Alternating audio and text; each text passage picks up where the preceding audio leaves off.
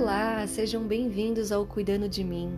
Eu sou a Natasha Monteiro, criadora e apresentadora desse podcast, e convido vocês, ouvintes, a acompanharem mais um episódio com informações sobre autocuidado. Venham comigo! E a nossa convidada de hoje é a Beatriz Baranowski. É isso, Bia? É um sobrenome polonês. Sim.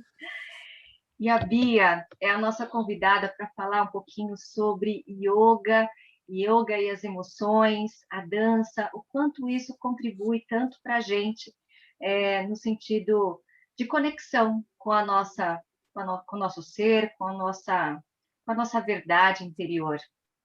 Eu vou contar um pouquinho para vocês a, a história da Bia, né? O histórico, né, da profissão dela, o que ela já vivenciou durante tantos anos.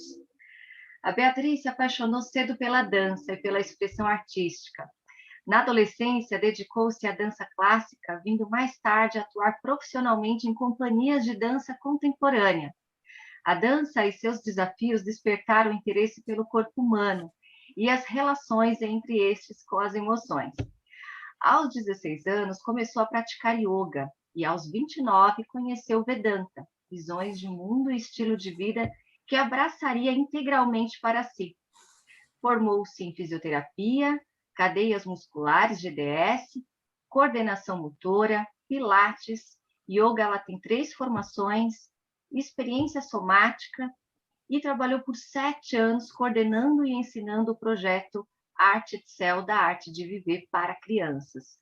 Atualmente, trabalhando e morando na Alemanha, segue com seus projetos com os pacientes, aulas e trabalhos de serviço voluntário. Bom, Bia, eu agradeço muito a sua presença nesse podcast. Seja bem-vinda. Muito obrigada. Agradeço a sua oportunidade da gente fazer essa troca aqui. Eu recebo a Bia com muita honra, muito carinho, muito respeito. Ela é minha professora de yoga no meu curso de formação. Então, a gente já vem conversando muito sobre esse tema, especificamente sobre a minha trajetória de vida, né, sobre esse processo que eu venho desenvolvendo com o yoga, essa transformação. Então, eu senti no meu coração de convidá-la para esse trabalho, para esse projeto, porque eu sei que, de alguma forma, pode vir a contribuir também na vida de vocês. Então, Bia, agradeço mais uma vez. E vamos lá para a nossa primeira pergunta. Bom, Bia, eu tenho me observado bastante, né, nos últimos tempos, e também a minha relação com as pessoas, e eu tenho percebido que muitas pessoas, elas sentem dificuldade para parar um tempinho, né, no seu dia a dia, para ter um contato consigo, né, para ter um contato com elas mesmas. E isso tem tornado a vida delas mais desafiadoras, elas têm sentido uma certa desvalorização em si desse momento que é tão importante, né, da gente começar a cultivar, né? Ter esse olhar mais atento para a gente, com mais gentileza, com mais respeito, né? E, na sua opinião, por que você acha que isso está acontecendo? Se isso já é recorrente, se isso já não é só de agora por conta da pandemia, mas se isso já tem um histórico, mas na sua visão, por que isso acontece? Tem alguma trava, algum medo aí com esse acesso? Olhar para dentro, quando está tudo bem, é muito fácil, né? É muito natural. Mas todos nós tivemos uma trajetória, né, de vida. E o que a gente viveu quando a gente era criança, né, o tipo de educação que a gente teve, não só a educação que a gente teve, mas como a nossa personalidade criança interagiu com aquele sistema, né, que estava ali, que se apresentou, né, para a gente quando criança.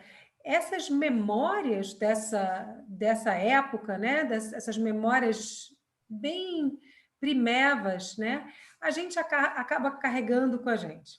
Então, se a gente tinha um ambiente em torno muito repressor, né? Assim, às vezes existem regras, mas existe também muito amor. Então, a criança, ela se sente ao mesmo tempo acolhida pela regra e pelo amor, porque a regra organiza. E o amor, ele faz com que a gente possa relaxar, com que a gente possa se sentir querido, né? A gente se relaxa quando a gente se sente querido, né? Então, a maior parte de nós, né, vive experiências diversas, não só experiências positivas, experiências diversas, e nem todos nós temos essa motivação, essa coragem para olhar para dentro, porque a gente tem que, inevitavelmente, se deparar com alguns nós da nossa história, coisas que a gente não superou, né? Às vezes, coisas que a gente racionalmente pensa que eram pequenas. Por exemplo, uma pessoa que tinha um apelido na escola, né? E ela fala: mas eu tinha esse apelido, mas e daí eu brincava com todo mundo, mas ela foi ferida por aquele apelido, né? E se ela não quiser realmente entrar em contato com essa dor, ela também vai deixar de entrar em contato com uma série de recursos internos. Toda vez que a gente restringe alguma coisa, que a gente empurra para fora do nosso campo de consciência alguma coisa a nosso respeito, a gente também fica um pouco mais cego para os nossos recursos, para os nossos talentos. Então a gente fica uma pessoa menos habilidosa para o mundo e para lidar com a gente. Então eu acho assim, Natasha, pode ser, a gente pode falar medo, né? Medo de entrar em contato com alguma coisa que eu não quero não quero ver a minha história associada a isso, né? Eu não gostaria de olhar, eu não gostaria de reconhecer na minha história alguma coisa que eu rejeito, né? Então eu não quero ver, por exemplo, sei lá, uma pessoa que gaguejava quando era criança, aquilo é constrangedor, eu não quero. E aí, de repente, a pessoa tem que se confrontar na vida adulta com uma situação em que ela gagueja ou com uma situação em que ela não consegue se expressar direito, né? Então, não ir lá para trás é uma perda, porque ela pode entender o que está travando ela nesse momento. E aí também tem as questões com culpas, né?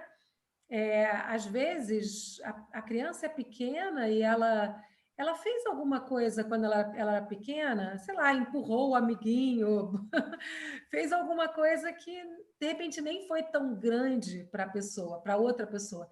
Mas aquela sensação de que eu fiz alguma coisa que não era adequada, ou que não era certa, né? Ela pode viver com a gente e ficar grande, porque a gente não consegue expressar, a gente não consegue lidar com ela.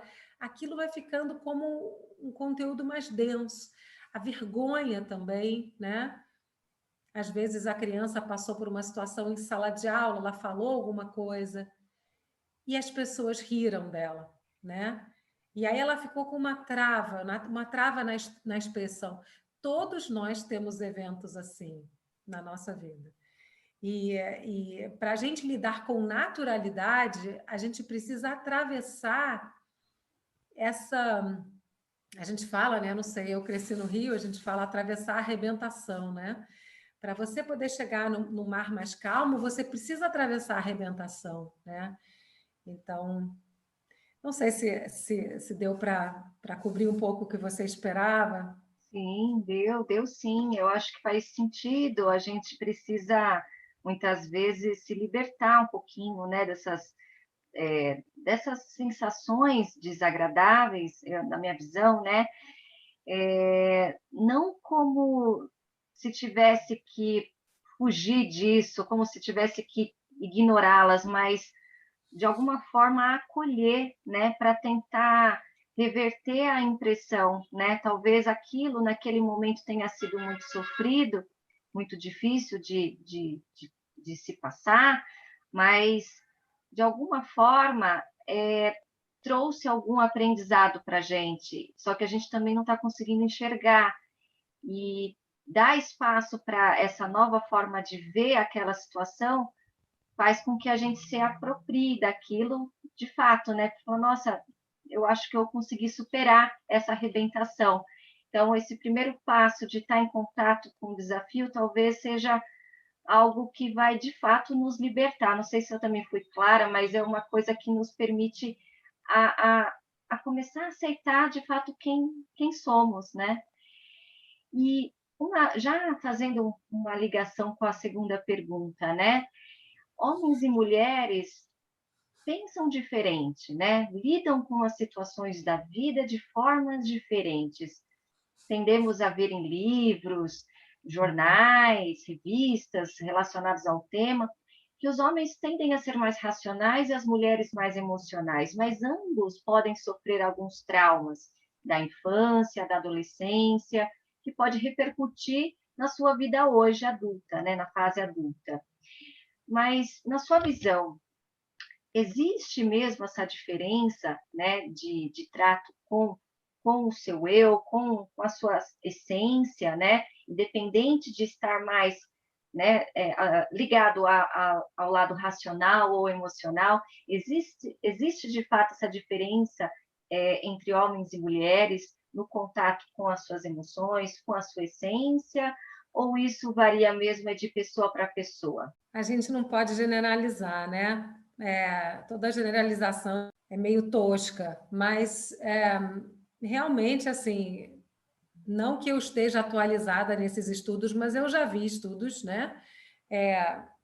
Eu me lembro uma vez ter feito um curso de fisiologia das emoções, né? Eu estava nos Estados Unidos e eu fiz esse curso numa universidade, e aí tinha, na mesma época, tinham estudos acerca dos efeitos do Prozac, né? O que o Prozac faz. E aí tinha também algumas informações sobre como os homens e as mulheres fazem uso do seu equipamento, né? Mental. E, assim, realmente, muitos estudos mostram que as mulheres, por exemplo, numa tomada de decisão, as mulheres funcionam com uma interação maior entre hemisfério direito e esquerdo, o que significaria que as mulheres colocam um peso para a emoção que talvez a maior parte dos homens tenha de uma forma mais compartimentada, né? Então, assim, estereotipicamente, né? Assim, a gente costuma falar que os homens tendem a se dissociar com mais facilidade. Aí dissociar num sentido não necessariamente negativo, mas assim, os homens teriam essa capacidade de empurrar as emoções para fora do cenário e agir exclusivamente racionalmente, de uma forma talvez, né? Talvez eles façam mais isso. As mulheres, para tirar a emoção da mesa do jogo, do tabuleiro, é muito difícil, né? Porque as mulheres têm realmente a mulher tem essa interação, né, da emoção com a razão mais presente. Agora, tem sempre um custo, né? Então, às vezes, numa relação a dois, um casal se encontra e justamente a relação é uma chance, por exemplo, para um homem que é muito racional, muito dissociado, começar a entrar em contato com as emoções. E para uma mulher que é muito emocional, né, poder ser mais direta e objetiva quando ela precisa, né? Então, acho que às vezes não precisa ser relação de casal, mas às vezes a gente encontra um professor, a gente encontra uma amizade, alguém que acorda na gente um lado que está precisando ser descoberto. Não é que a gente não tenha, né? Às vezes a gente tem uma censura. Às vezes, como mulheres, né, algumas mulheres têm mais dificuldade de dizer não, né, de contrariar. Né? Então, eu quero sempre quero que sempre fique tudo muito harmônico, muito agradável. E, às vezes, para a gente evitar questões mais profundas, desentendimentos mais profundos, a gente precisa lançar mão do não, ou dizer, não, eu acho que nesse momento não vai funcionar, a gente precisa de uma sinceridade que nem sempre é agradável, né? Mas eu acho que nós, homens e mulheres, tem muito a trocar entre si, né? E essa é uma coisa muito presente, principalmente nos primórdios do yoga, naquela cultura que deu origem ao que a gente chama de Hatha Yoga, sempre se privilegiou muito, se falou muito da importância de equilibrar o masculino e o feminino dentro da gente, né? Então, se a gente não equilibra minimamente, a gente tende a responsabilizar os outros pelo que a gente está passando, né? Então, a pessoa que culpa os outros, que se vitimiza, ela está normalmente, né, precisando, né? Porque se você se entende como uma vítima, tem alguma coisa que você podia fazer, né, possivelmente, que você não fez. Eu não estou falando de situações extremas, né? Mas até uma situação de abuso muito difícil, muito fechada, né? Muito sem saída, dentro da gente, a gente pode decidir se a gente quer entrar nesse papel ou não, né? E em situações que a gente encontra uma situação de conflito ou uma situação em que a gente não se identifica com os valores, né? Uma mulher emocional vai precisar usar o masculino dela para dizer, eu não quero mais isso, eu vou sair daqui, eu não desejo isso para mim. A gente precisa dessa força, né? Dessa iniciativa e muitas vezes dessa coisa racional mesmo, para sair, né, da situação. Interessante isso que você colocou, é trazer essa harmonia interna, né? Usar como ferramenta, né, de defesa até o nosso lado talvez mais lógico, mais racional do masculino, em situações onde a gente precisa abrandar uma situação, trazer esse lado mais feminino, emocional. A gente tende às vezes, não conseguir, né? A gente às vezes se perde um pouco na dose, né? E às vezes surgem os conflitos por conta disso. Os homens, eles tendem, já fazendo um gancho, na verdade não vou ainda para a terceira pergunta, mas os homens, eles têm mais dificuldade de acessar esse lado da emoção, né? Dependendo da forma como vem a informação, eu tenho uma impressão, tá? Eu falo das minhas experiências com meu marido, eu tenho uma impressão de que às vezes cria um bloqueio de defesa que não dá acesso ao lado mais emocional de troca. Às vezes se fecha como proteção mesmo e fica. Você acha que isso acontece porque existe assim, tem uma justificativa como ser humano, independente da sua trajetória de vida, tem uma característica que tem a ver com nossos instintos mesmo? Isso está no DNA do homem, ele precisa garantir que o terreno realmente está seguro para ele dar espaço para se permitir a um contato mais emocional? Por que isso acontece? Pensar, né, Natasha, assim, arquetipicamente, né? Se a gente for pensar no papel da mulher e no papel do homem, se o homem saía para caçar e a mulher tinha que ficar no ninho, né, dando de mamar, cuidando, organizando, né, esse papel mais arquetípico.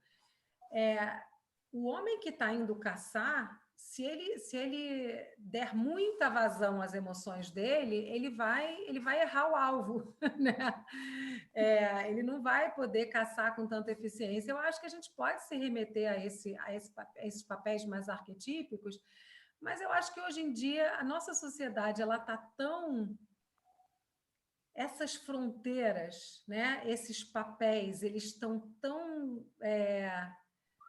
A gente tem aquele livro, né, Modernidade Líquida, né, que assim está tudo meio líquido, porque existem mulheres hoje em dia desempenhando funções que sempre foram assim tradicionalmente funções masculinas, e que se sentem muito à vontade na posição masculina, né? Eu estou na Alemanha, vão fazer 4 anos, né? E a Merkel, né? Ela esteve no poder aqui por 16 anos, né?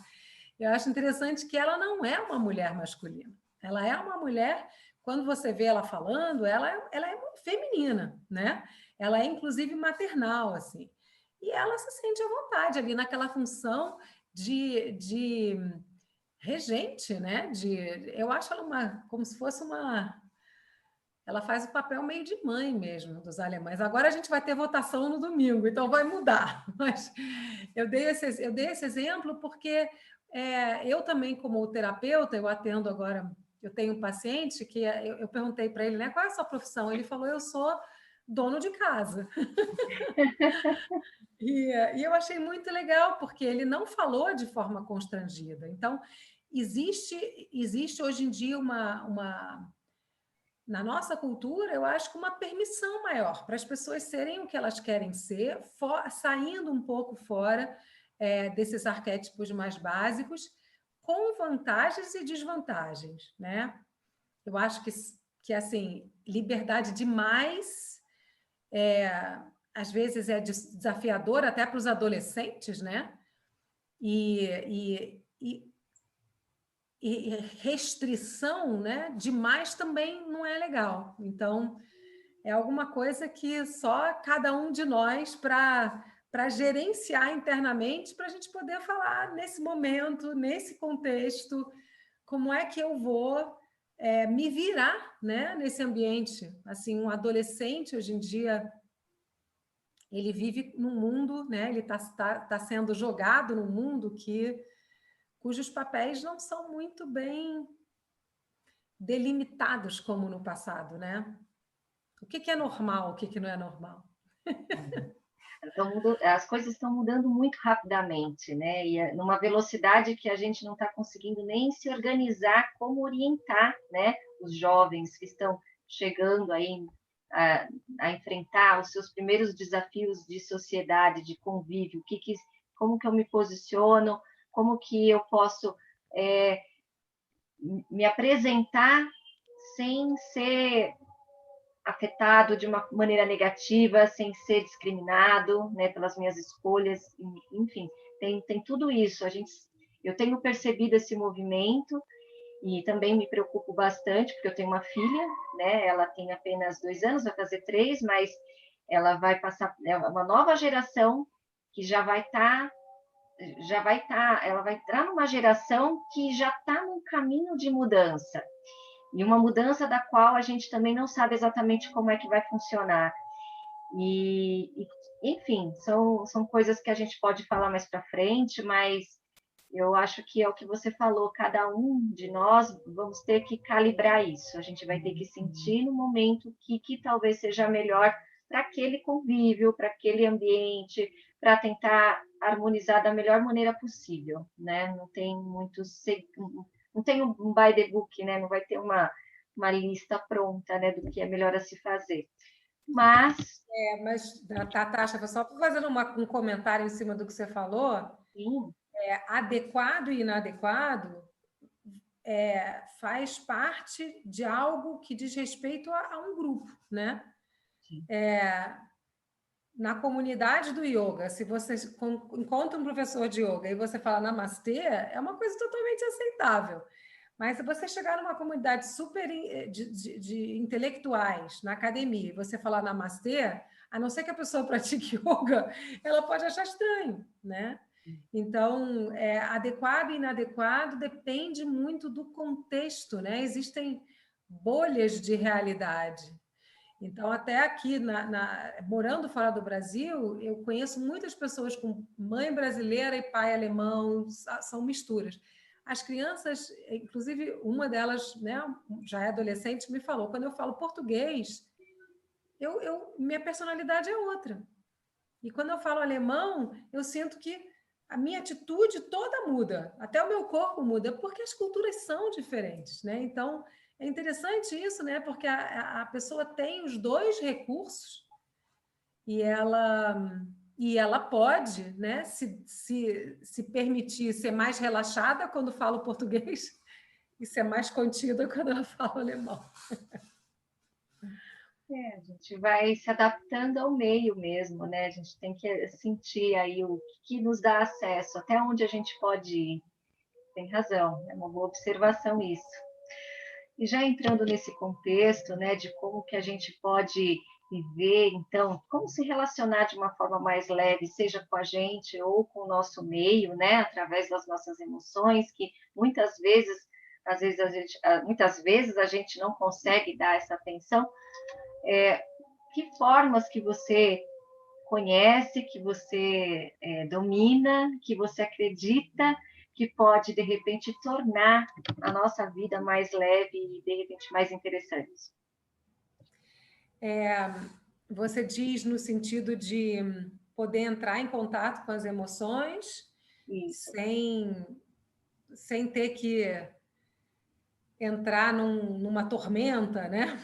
Eu não sei, eu estou pensando aqui no que a gente conversou também antes, né? Sim. Eu acho que aí a prática de yoga realmente ela é muito incrível, né? E aí eu estou falando de prática de yoga, não só yoga físico, mas a meditação, todas as práticas introspectivas, né? Porque quando a gente introspecta, né? Quando a gente sai do nosso registro normal do estado acordado, né? O nosso registro normal do estado acordado é os meus sentidos estão voltados para fora. Então, se alguma coisa acontece na minha frente e eu sinto uma queimação no meu estômago, né? Eu posso sentir a queimação no estômago, mas não necessariamente associar a queimação do estômago no estômago à raiva. Né? Então, a gente tem muitas vezes uma dica no corpo físico de que tem alguma coisa no emocional que está precisando de atenção. E atenção não significa que a gente vai fazer um drama, né? Significa, muitas vezes, apenas reconhecer. Né? Eu estou com raiva. E aí eu tô com raiva porque, sei lá, eu entrei no metrô na mesma hora que uma pessoa e ela passou na minha frente e sentou onde eu ia sentar. Uma coisa boba, né? Mas na medida que eu percebo uma mudança na minha respiração ou uma mudança na região do meu estômago, né? Que eu associo à raiva, eu já não estou mais tão à mercê desse processo, né? Então eu posso, inclusive, trabalhando a minha consciência, num outro momento, respirar fundo e não experimentar a queimação no estômago. Porque a pessoa, né, na mesma situação, a pessoa passou na minha frente e é como se eu subisse um degrau, né? Eu fosse um pouquinho mais para cima, um pouco mais para cima na minha escalada de consciência e dissesse para mim mesmo, essa situação me irrita. E essa situação já me irritou. E eu sei e eu conheço essa situação. Mas na medida que eu me distancio e eu observo e eu percebo um padrão, eu posso respirar fundo e não experimentar a queimação no estômago. Eu estou falando de uma forma muito reduzida, resumida. Normalmente não é rápido assim. Normalmente a gente experimenta questões psicossomáticas desde muito cedo e para a gente reverter um padrão psicossomático, a tomada de consciência é o início, mas ela não necessariamente é a única coisa. A gente precisa, muitas vezes, essa é a terapia, a experiência somática trabalha muito assim, né? Você escaneia o seu corpo, você escaneia esse tipo de sensações, você observa a conexão com a emoção, observa a conexão com o pensamento, e aí você começa a trabalhar em cima dessas conexões. É um trabalho super... É como se você fosse costurando, sabe? É um trabalho super delicado, mas muitas vezes apenas com a prática regular de yoga, durante uma prática, a gente pode conseguir colocar para fora emoções reprimidas, por exemplo, liberando um diafragma, né? Um diafragma que está todo contraído, você faz a sua prática e você relaxa o diafragma, e você não necessariamente vai precisar esmiuçar as emoções que estão sendo liberadas com aquela liberação física. Quando você deita no seu Shavasana, você pode simplesmente entregar tudo, entregar o peso para o chão, entregar as emoções para o universo, se você quiser, e você pode sair da aula mais leve, sem ter compreendido o que você liberou. Mas, normalmente, quando você consegue fazer essa liberação, é como se você abrisse uma passagem interna dentro de você que estava mais fechada. Então, nessa passagem, não passa só aquilo que você liberou, vão poder passar outras coisas, tá? É um exemplo meio tosco, mas assim, toda vez que a gente abre caminhos, a gente vai poder, por exemplo, se lembrar de alguma coisa que aconteceu há muitos anos e que mexeu com a gente e que a gente não conseguiu, sabe, dar um enlace final, sabe? A gente não conseguiu arrematar aquilo dentro da gente, dizer, ok, isso é parte da minha experiência, isso é meu aprendizado, mas eu não sofro mais por conta disso. Né? Você mencionou, quando você estava fazendo a sua pergunta, a questão do aprendizado, né? Das situações que a gente vive e o aprendizado. A prática de yoga ela é excelente, óbvio que as terapias também, né? Para a gente poder integrar experiências sem precisar viver essas experiências dentro da gente como uma ferida que sangra, ou como um corte que não sara, ou como um choro contido, né? Eu posso me remeter à experiência respirando. Então, eu consegui fazer um certo distanciamento da emoção e me distanciar da emoção é totalmente diferente do que a gente conversou antes, que é a dissociação, quando a gente estava falando dos homens, né? Porque a dissociação seria eu me afasto e eu não quero ver. A gente dá um passo atrás para observar, a gente não perde o contato, né? Então, o processo da meditação, o processo da prática de yoga, você não se resume à sua emoção, né? Porque é muito cruel. Você está triste e você vai dizer eu sou a tristeza? É muito cruel, porque a gente não é só a tristeza, né? Nem num lugar terrível a gente deixa de experimentar outras emoções, né? Nós, seres humanos, somos ciclicamente palco de emoções. Então, se a gente se resumir a uma emoção, é como se a gente tentasse eliminar a própria vida. Que a vida vai pulsar e vai trazer emoções. Então, por exemplo, estados muito profundos de depressão são estados assim que a pessoa fica quase como uma morta-viva. Ela não experimenta outras coisas, ela está sempre ali naquele buraco, sabe? Então, a prática de yoga ela ajuda muito, principalmente para quem... A pessoa que não tem muita paciência para fazer terapia, se ela for fazer yoga, ela pode achar um ótimo lugar para fazer uma quase terapia, né? Por exemplo, a aula que eu faço, né? Que é yoga para o corpo emocional, ela já funciona um pouco como uma terapia. Sim, eu vou até aproveitar, eu vou citar, gente. Eu gosto muito de ser transparente também, né? Eu fiz terapia por 6 meses. Logo depois que eu voltei da licença maternidade, eu estava precisando pôr para fora todas as minhas sensações pós, né? Os primeiros meses com a minha filhinha. E eu não me adaptei. Eu consegui perceber a minha dificuldade de falar o que eu estava sentindo. Eu consegui perceber a minha dificuldade de acesso a mim. Eu percebi que eu me vinculava somente aos meus papéis. Eu consegui perceber algumas coisas, algumas informações relevantes, mas ainda assim eu não estava pronta para resolver as minhas feridas. Eu achava no meu íntimo que não era ali, daquela maneira, com a terapia, que eu ia conseguir isso. E não sei como, nem porquê, talvez por alguma questão da energia, do movimento mesmo que a gente gera quando a gente resolve dar esse impulso para a mudança, em contato com a minha mãe, que também é uma pessoa que sente também muito essa necessidade, né? A gente está no mesmo processo, né? Ela me falou sobre espiritualidade, falou um pouquinho sobre o yoga, meditação, sem ser praticante disso. E me encorajou a pesquisar sobre isso. E aí eu já estava atravessando já o 5º ou 6º mês de terapia. E eu comentei isso com a minha terapeuta.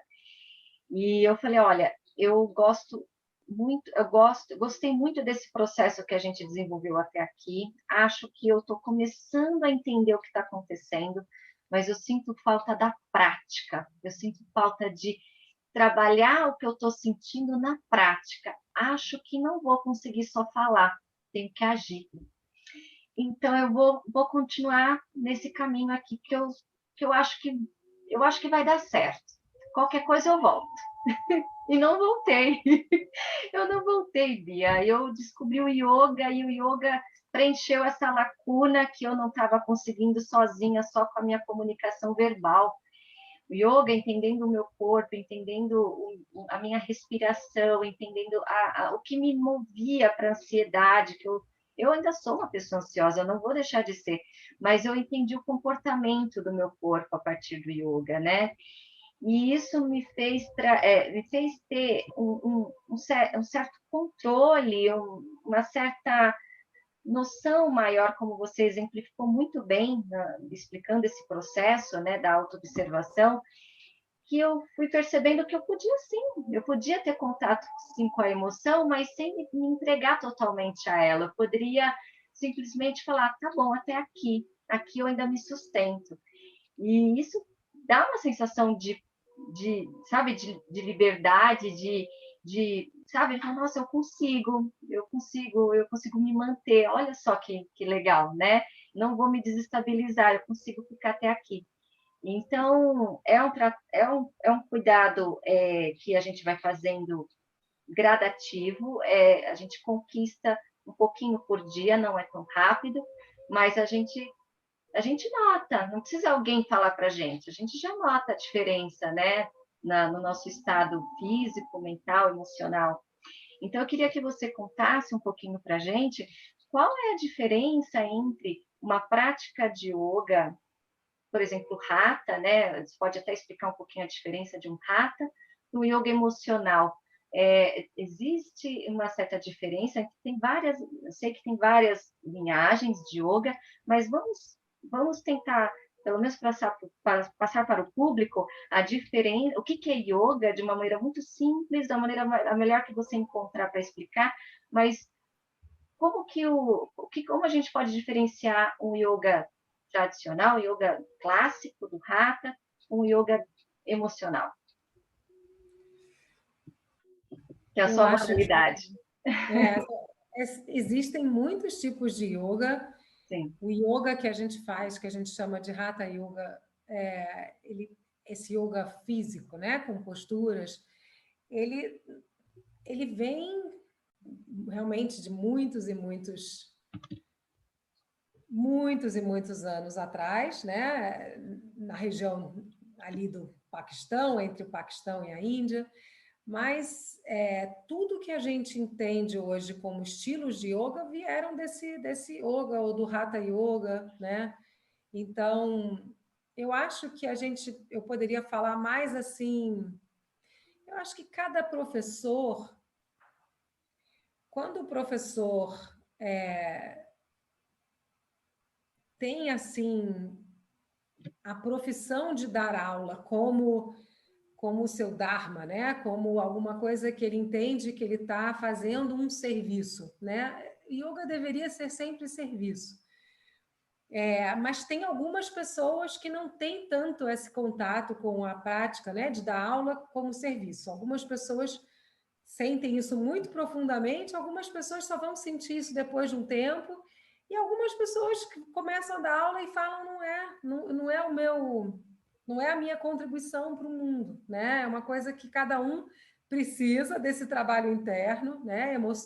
De olhar para as emoções, de ser sincero com si mesmo, consigo mesmo, para entender qual é a verdade que tem ali na hora que eu estou dando aula, né? É alguma coisa, é alguma coisa que eu estou tentando me fazer parecer ou é alguma coisa que eu realmente sou, né? Eu acho que quando a gente dá aula, a gente tem prazer de compartilhar, porque a gente pode ser verdadeiro, né? Então, se a gente fizer um personagem, não vai fluir. Então, eu estou dizendo isso porque eu acho que essa coisa de dar aula, né? Esse nome que veio, Yoga para o Corpo Emocional, ele veio naturalmente porque o meu processo com o yoga foi um processo que me ajudou a lidar com situações na minha vida que eram situações muito desafiadoras e não eram situações que apresentavam mudança, né? Não era alguma coisa que o que eu falava gerava uma mudança, ou o que eu fazia gerava uma... Não.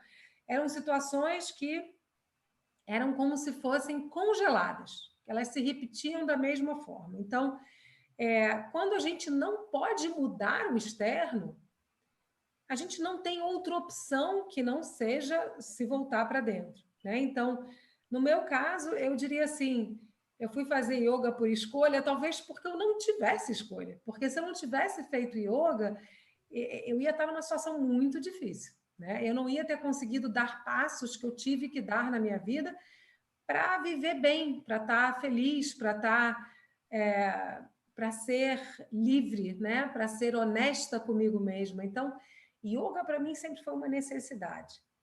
E aí, o trabalho com as emoções é um convite à investigação, né? Então, você falou da sua terapia. Quando a gente está numa terapia que puxa mais só pelo racional, o que pode acontecer é que eu posso me ver falando uma série de coisas e depois de um determinado momento eu estou meio no automático, né? Então, a combinação de uma terapia com uma prática de yoga pode ser extremamente auspiciosa, porque a prática de yoga vai possibilitar que no momento que eu comecei a falar, automaticamente eu falo, ups, de quem é esse discurso? Não é meu. Eu não tô mais presente no meu discurso. Onde é que eu estou, né? Então, eu acho que o yoga a investigação das emoções durante o movimento, durante a respiração, com a investigação das sensações, não dá para a gente se enganar, sabe? Porque o corpo é concreto. Então, sei lá, uma pessoa, um exemplo, né, bobo, mas assim, você vê uma pessoa corando de vergonha, né? A pessoa está vermelha. E aí você fala, você está constrangido, você tá com vergonha, né? A pessoa pode falar, não tem nada, mas a pessoa está roxa, dá para você ver que tem alguma coisa. Bom, ou ela pode estar com muita circulação no rosto, porque ela, sei lá, por alguma outra razão, né? Mas assim, não dá para ela esconder o que está acontecendo fisicamente com ela. Não é alguma coisa que ela possa tapear. A mente, a gente tapeia muito com a mente, o corpo não. Né? Então, assim, quando a gente fala alguma coisa, se você me perguntasse uma coisa, né? E se você me pedisse como uma experiência, em vez de falar o que aconteceu, fala um pouco diferente. Se eu for fazer esse exercício, eu vou sentir o meu corpo estranho. Né? Porque quando a gente é sincero e autêntico, a gente fala e a gente relaxa, porque não tem planejar, tem apenas ser, né? E as pessoas muitas pessoas, né, até no nosso convívio, que ainda não entenderam a importância que é essa conexão consigo mesmo para a espontaneidade, para a sinceridade, para a autenticidade, muitas pessoas podem achar que se passar por alguma coisa, né, se fazer parecer alguma coisa que não é, né, ficar em cima da casca na representação, muitas pessoas acham que isso é um ganho, né? E até em algumas situações, se a gente for, se a gente tiver um papel político, diplomático, a gente tem que saber fazer isso, né? A gente tem que saber fazer cara de paisagem, tem que saber segurar o riso quando a gente não pode rir, né? Agora, numa situação como essa, você me fez um convite, imagina se eu vou tentar me passar por uma coisa, me fazer parecer algo que eu não sou. Não faz o menor sentido, né? Mas isso sabe quem está vivendo, né? Porque é gostoso, é muito bom ficar com você quando você pode olhar para você sem censura, né? Deixa a gente mais leve, a gente se sente mais confortável com a gente, né? É uma sensação muito agradável. Estar na situação desagradável, que pode parecer desagradável, né, para muita gente. Ser autêntico, às vezes, pode parecer desagradável, porque mostra, você se permite a estar vulnerável. Eu já li uns livros que falam sobre vulnerabilidade, e eu achei muito interessante isso, né? A gente tem medo de ser vulnerável, de errar, de falhar, enfim, se comportar de forma inadequada. Mas quando a gente age com naturalidade, até mesmo pequenas coisas que talvez saiam fora do ideal, são contornáveis e são, como é que a gente pode dizer? As pessoas ponderam, elas percebem que você não fez por mal. Foi a maioria das vezes, né? Não vamos dizer como regra, mas quando você fala com leveza, com naturalidade, por mais que haja algum erro, tem ali uma empatia, muitas vezes, do próximo. Então isso que é interessante para a gente pensar, refletir sobre. Bom, antes de encerrar, eu queria que você contasse sobre a dança. Eu acho que vale a pena, a gente não pode fugir disso. Eu sei que você gosta muito, tanto que você também faz yoga com dança. E eu já fiz uma aula de yoga com dança com a Bia, que é maravilhosa. Então, conta pra gente um pouquinho como funciona a sua aula, que você faz periodicamente, divulga, inclusive, nas redes sociais. Então, eu acho que não, eu nem separaria, sabe, Natasha, essa história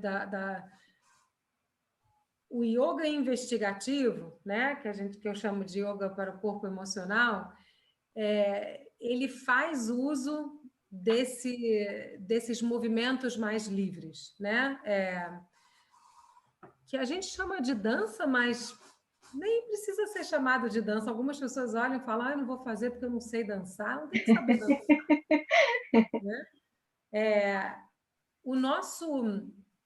Nossa área motora no cérebro, ela se alimenta de movimentos. Os movimentos para o nosso cérebro, eles não são picotados, sabe? O meu dedo faz isso, o meu braço faz aquilo. É tudo interligado, né? Então, é coordenado, é coordenação motora. Então, essa coordenação motora, ela é parte dos um dos grandes recursos que a gente tem, capacidades cerebrais mesmo, né? Vamos dizer assim, da mesma forma que a gente tem a inteligência espacial, que a gente tem a inteligência matemática, que a gente tem a inteligência emocional, e todas essas são instâncias de um mesmo sistema nervoso, o movimento e a coordenação motora também são uma parte, né? Uma instância. Quanto melhor a gente desenvolve essas diferentes partes do cérebro, mais inteligente a gente fica nas diferentes áreas, né? Então, eu tive que aprender alemão, por exemplo, né? Da dança para o alemão, eu vou chegar na dança. Eu percebo que o meu cérebro, eu tive que fazer uma série de adaptações para aprender essa língua. porque simplesmente não dá para você pensar numa frase em português e falar em alemão. Você tem que pensar na frase em alemão, porque a frase em português não faz sentido em alemão. Ninguém vai entender. Se eu traduzir o português direto para o alemão, vai ficar como aquele bonequinho do Guerra nas Estrelas, né? Aquele Yoda que fala tudo trocado, né? Então, essa riqueza, né, de aprender uma nova língua mexe com a estrutura do nosso cérebro inteiro. É dito até que, por exemplo, aprender sânscrito, né? Quando as pessoas, quem aprende sânscrito tem menos possibilidades de desenvolver Alzheimer. Então, tudo isso eu estou falando porque a dança, ela possibilita, né, uma série de movimentos. Esses movimentos são pura riqueza para a nossa área da coordenação, né? E esses movimentos são uma forma de expressão do nosso emocional contido, né? Então, numa prática de yoga com dança, é possível a gente trabalhar várias emoções, né? Emoções capitais, como a raiva, a tristeza e o medo, por exemplo, né? E aí trabalhar no lado positivo, a coragem, a determinação, a alegria de viver, que está aí para, apesar de todos os eventos, né? A gente consegue trabalhar tanto a investigação através do movimento, trabalhar o que está preso, o que está precisando ser liberado, o que está precisando ser processado, e também a gente tem como trabalhar aquelas capacidades que a gente gostaria de enriquecer, aquelas emoções que a gente gostaria de enriquecer. Tudo isso dá para você trabalhar, porque o movimento é muito rico, né? Então, eu acho que a prática de yoga com dança, para mim, ela é redondinha, sabe? A gente sai da aula com o corpo, a nossa área da coordenação motora bem trabalhada, o corpo físico trabalhado e o emocional mais leve. Então, eu acho que tem um trabalho que é completo. É um casamento, né? É assim que eu sinto, Ah, que delícia! E realmente, essa sensação que me passou quando eu fiz a sua aula, que eu ainda quero fazer mais, é muito interessante. O yoga ele tem uma fluidez que é como uma dança mesmo, a gente sente isso. Obviamente, dependendo da modalidade, você vai sentir mais movimentos mais rápidos, às vezes um pouquinho mais devagar, onde você tem uma permanência maior para você sentir. Mas, independente disso, tem movimento. Esse movimento é o movimento da vida, é o movimento que a gente precisa aprender a sentir. E a nossa leveza que a gente consegue adquirir através do yoga, da dança, né? A gente consegue levar isso para o nosso dia a dia também. Então, fica aqui o nosso convite para quem não conhece, um dia, se quiser experimentar, tem a oportunidade de conhecer, você pode escolher qualquer pessoa, qualquer escola, qualquer estúdio que tenha perto da sua casa, ou pesquise na internet, ou simplesmente converse com a gente, conversa com a Bia, conversa comigo. A gente tem uma escola aí, né, a Arte de Viver, então sempre vai ter uma oportunidade para você entender um pouquinho mais sobre esse universo que é tão favorável para as nossas emoções. Então, Bia, eu gostaria de agradecer imensamente pela sua presença, pela sua participação nessa entrevista para o podcast. Foi maravilhoso te ouvir. Eu fiquei muito, muito feliz mesmo, de coração. Agora estou falando todas as minhas emoções positivas, já eram positivas, mas de coração totalmente aberto. É uma honra poder te ouvir. A gente ficou bastante tempo, eu estou meio um pouco além, mas eu agradeço demais, demais, demais. Enfim, fica à vontade para falar mais alguma coisa que você queira para o público. Olha, primeiro, muito obrigada pelo convite, né, Natasha? Quem tiver interesse, né, em experimentar, em conhecer yoga, né, dê esse primeiro passo. Acho que é o que eu gostaria de dizer, porque a gente tem sempre uma lista de motivos para não começar alguma coisa, né? Para adiar, a gente acha que a gente não está pronto, o momento não tá certo, a gente, sei lá, estou fora do peso, né? E yoga é alguma coisa que, no momento que a gente dá o primeiro passo, a gente pode realmente abrir um universo infinito, né, de possibilidades, de novas possibilidades de vida dentro da gente, né? A gente fica mais aberto para a vida, para o que está aí para a gente, né? A nossa vida não tem uma duração infinita, a gente tem um tempo, então é a hora de dar esse primeiro passo. O tempo está passando. Isso mesmo, vamos aproveitar a nossa vida e usufruir da melhor maneira possível.